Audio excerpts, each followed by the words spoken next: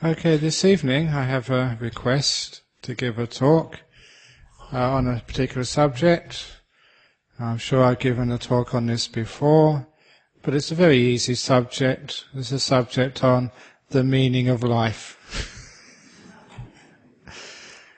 In particular, I'm going to focus on basically the answer and then work backwards from there. Because as far as I'm concerned, a very lovely way of describing the meaning of life is actually to find this thing which we call peace of mind. So instead of actually calling the talk the meaning of life, it's going to be more about peace of mind. Because that is something which everyone really aspires to, even much more so than wealth or fame or love or whatever. To find that peace of mind, wherever you are and whatever's happening, is almost like the pot of gold at the end of the rainbow. The thing which many people aspire towards, even though that maybe in some parts of your life we feel that we are aspiring for something else. But really what we truly want, the purpose of our life, is to somehow, somewhere, in some way, find this elusive thing called peace of mind. The times when you have been the happiest, I like to ask people to reflect upon those. So far in your life, the times of the most greatest happiness or contentment, you'll probably find that those were times when you experienced this amazing thing which we call peace of mind. But those times when you have had that wonderful experience of peace of mind, the first thing I'm going to ask you was everything so perfect? And usually you find, no, it wasn't so perfect. It was as if that we could find peace of mind, even though what was surrounding us was not so perfect. It's as if we find peace of mind in spite of the difficulties and problems and imperfections of life. And that's one of my first important points. Never think that you can find peace of mind after you've finished all your business, after you've fixed up all your problems, after you've retired from work, because by that time you're too old anyway.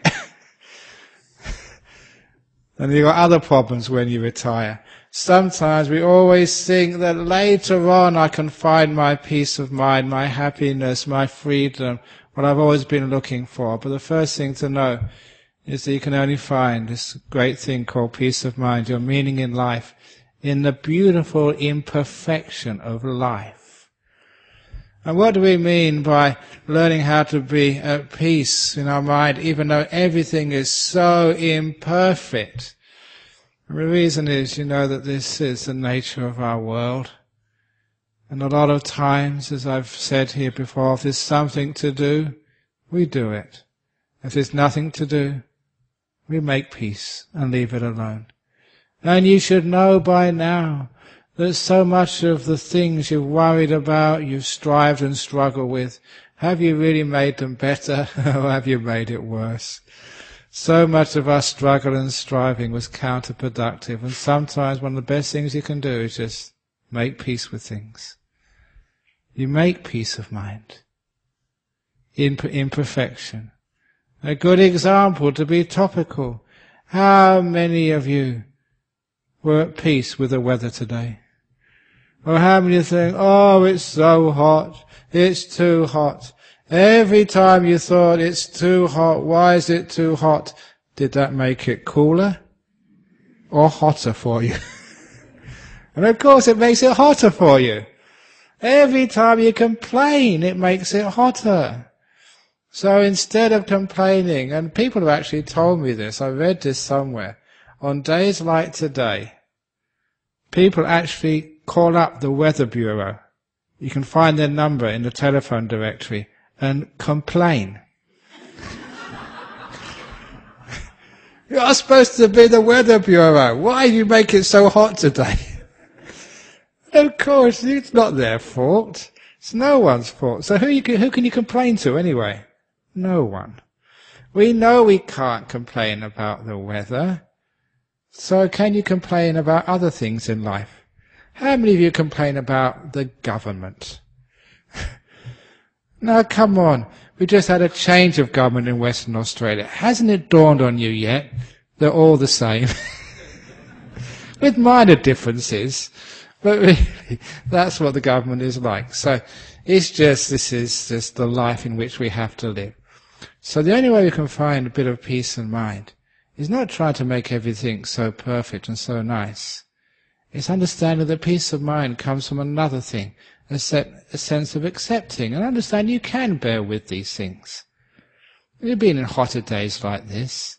You've been in more difficult times than this. We've all gone through those ups and downs of life, but you all remember that the ups of life are always followed by the downs. No matter how down it goes, it has to come up again afterwards. This is a yo-yo world, and sometimes when it's down, we forget it's going to go up. But more importantly, when it's up, we forget it's going to go down. And if we understand this is the nature of life, we understand the nature of life, then we can make peace with her. It's only when we don't understand, when we think that somehow or other we can make it different, if we struggle, if we strive, and if we really give those people in the Weather Bureau a peace of mind, not peace of mind, but a peace of our mind, then tell them off, then somehow or another they can get their act together and just make things more comfortable. But we understand that we can't control this world. We can't control this world and change it to be the way we'd like it to be. And anyway, if we did change it the way we would like it to be, what about other people, the way they would like it to be? In the end, we'd have to have a committee and make a committee decision on what temperature we would like today. Of course, that's just more suffering, as anybody who's been on a committee knows. So instead of doing that, so we have to learn how to make peace with things, even in imperfection. And it's a wonderful thing. If you can't change things, you can make peace with them. Another thing you can't change, which people also creates a lot of problems in life, which stops you having peace of mind. What's the most obvious thing you cannot change? The past. It's already finished. It's gone. It's done with. But still people keep lingering over the past and worrying about the past and feeling so guilty about the past or so angry about the past. The only difference between guilt and anger is anger is at somebody else. Guilt is anger towards yourself. That's all it really is. And also like grief as well. Anger about the past or what's happened to you. And all of these things, we know we can't change these things. It's fixed, it's gone. So instead of getting angry about these things, we can make peace with our past. And how do you make peace with your past when there's so much unfinished business to be done? We make it finished.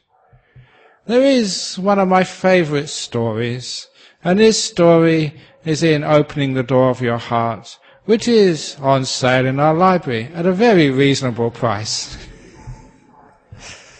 And that is a wonderful story of this monk who was building his main hall in his monastery.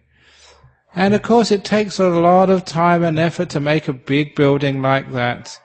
But it got to the time of the rainy season, the monsoon season. And in Thailand, as in most Buddhist countries, when it comes to the wet season, all the monks go on retreat. We have a 3-month retreat period. And so the abbot of this monastery told the builders, look, we're all going to be meditating for the next 3 months.